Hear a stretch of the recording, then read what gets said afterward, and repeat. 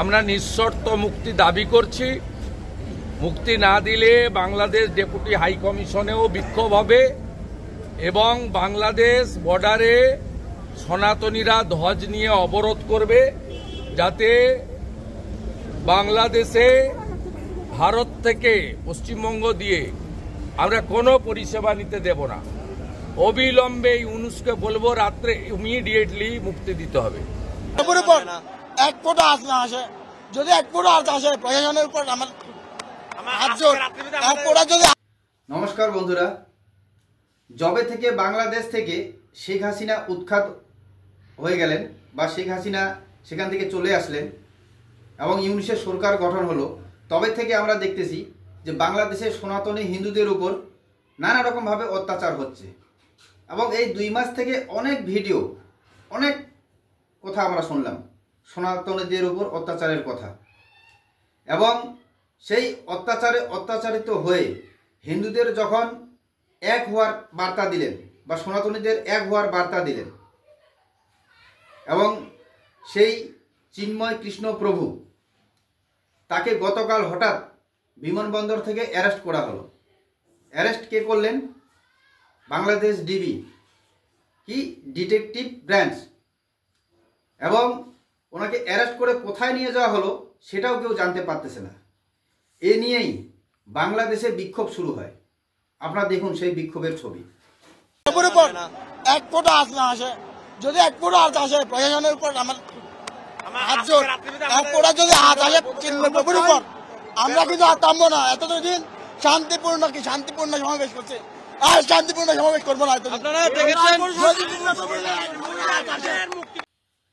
বিভিন্ন সময় আমরা দেখছি শেখ হাসিনা সরকার জবে থেকে একটি নির্বাচিত সরকারকে উৎখাত করে দিল, তারপরে ইউনিসের সরকার গঠিত হলো এবং এই ইউনিসের সরকার আসার পরেই বাংলাদেশের সনাতনীদের উপর যেভাবে অত্যাচার এবং অবিচার হওয়া শুরু হয়ে গেল এবং এর বিরুদ্ধেই সনাতনীদের এক করা শুরু করলেন এই চিন্ময় কৃষ্ণ প্রভু এবং এত সনাতনী, সেখানে লক্ষ লক্ষ দিয়ে সনাতনী এক হওয়া শুরু হলো এবং প্রতিবাদ সভা শুরু হয় এবং একেই ভয় পেয়ে কার্যত হয়তো ইউনিসের সরকার কায়দা করে চিন্ময় কৃষ্ণ প্রভুকে অ্যারেস্ট করিয়ে দেন এবং প্রথম অবস্থার দিকে অ্যারেস্ট করে কোথায় নিয়ে যাওয়া হয় সেটাও কিন্তু সাধারণ সেখানকার যে সনাতনী নাগরিকরা তারা জানতে পারেননি।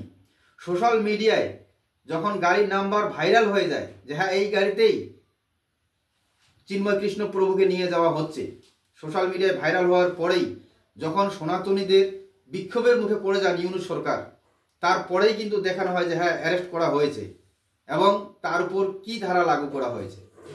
সম্ভবত সেখানকার সংখ্যালঘু বা সনাতনীদের উপর মানে ভয় পেয়েই কার্যত এই চিন্ময় কৃষ্ণ প্রভুকে অ্যারেস্ট করানো হলো এবং অ্যারেস্ট করার পরেই শুধু বাংলাদেশ না, গোটা বিশ্বে কিন্তু একটা তোলপাড় শুরু হয়ে যায় এবং সেই ক্ষেত্রে আমাদের ভারতবর্ষের এবং তথা পশ্চিমবঙ্গের যে বিরোধী দলনেতা শুভেন্দু অধিকারী, তিনিও কিন্তু বিস্ফোরক মন্তব্য দেন। কারণ এতদিন আমরা যেটা আশা করছিলাম যে বাংলাদেশের সনাতনীদের উপর অত্যাচারে ভারতবর্ষ থেকে হয়তো কোনো স্টেপ নেওয়া হবে এবং সেরকম ধরনেরই স্টেপ নেওয়ার কথা বললেন পশ্চিমবঙ্গের রাজ্যের বিরোধী দলনেতা শুভেন্দু অধিকারী। তিনি কি বললেন আসুন আমরা শুনব। আমরা সকলে অত্যন্ত ব্যথিত, চিন্তিত। বাংলাদেশের হিন্দুদের অস্তিত্ব রক্ষার লড়াইয়ের যিনি নেতা চিন্ময় কৃষ্ণ প্রভুকে দুপুরবেলা মৌলবাদী ডক্টর ইউনুস সরকার গ্রেপ্তার করেছে। আমরা এই খবরটা পেয়ে অত্যন্ত বিচলিত এবং চিন্তিত। আমরা সকলে ভাবিত বাংলাদেশে হিন্দুদের অস্তিত্ব রক্ষার যে লড়াই চলছে তার প্রধান মুখ চিন্ময় কৃষ্ণ প্রভু, তাকে মৌলবাদী ডক্টর ইউনুসের সরকার একটু আগে গ্রেপ্তার করেছে।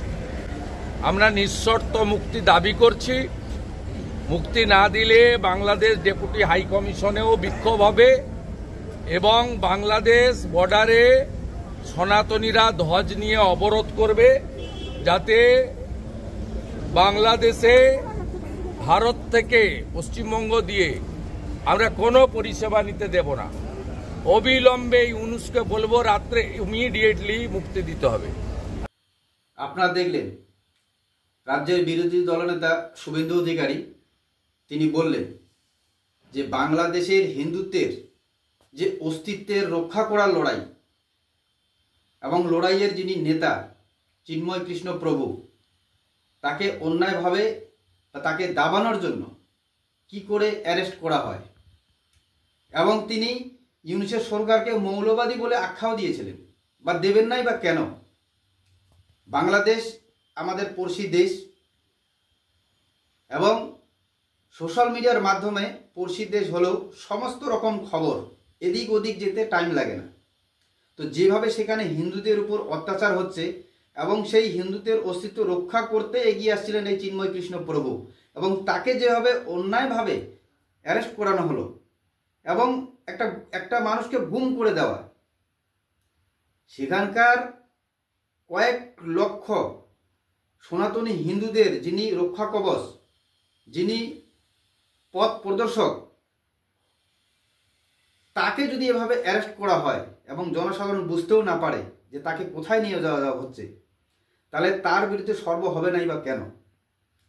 এবং বিরোধী দলনেতাও তিনিও সর্ব হয়েছেন, তিনি পরিষ্কার বলে দিলেন যে মৌলবাদী ইউনুসের সরকারকে যে বেশিরভাগ পণ্যই আমাদের ভারতবর্ষ থেকে যায়, যদি অবিলম্বে তাকে ছাড়া না হয় তো ভারতবর্ষ থেকে যেসব সুযোগ সুবিধা যেসব পণ্য যাচ্ছে সেগুলো অবিলম্বে আটকায় দেওয়া হবে। এবং আপনারা সকলেই জানেন যে বাংলাদেশ বেশিরভাগ নির্ভরশীল ভারতের উপর, এবং ভারতবর্ষ একটি এমনই দেশ যেটা সবসময় বন্ধুত্বের পরিচয় দিয়ে আসছে, এবং এই ভারতবর্ষ যদি তাদেরকে এই সমস্ত পণ্য যেতে একবার বন্ধ করে দেয় তাহলে বাংলাদেশে মানে জিনিসপত্রের দাম কি হতে পারে। তারপরেও বাংলাদেশ কিন্তু শিক্ষা পাচ্ছে না, বরাবরই সনাতনীদের উপর অত্যাচার এবং এরকম করে ঘৃণা জাতীয় ঘটনা তারা বারবার ঘটাচ্ছে। তো বিরোধী দলনেতার কোথায় যদি আপনারাও যারা এই সনাতনীদের পক্ষে বা সনাতনীদের পক্ষেই কেন হবেন, একটা ন্যায় অন্যায় বলে জিনিস তো থাকেই না সবসময়। তো বাংলাদেশে যেটা হচ্ছে আমরা যেটা দেখা পাচ্ছি সেটা তো প্রকৃতপক্ষে অন্যায়। আপনারা যারা ন্যায়ের পক্ষে এবং এই শুভেন্দু অধিকারীর কথা মতো একমত তারা অবশ্যই কমেন্টে জানাবেন। জয় হিন্দ, জয় বাংলা।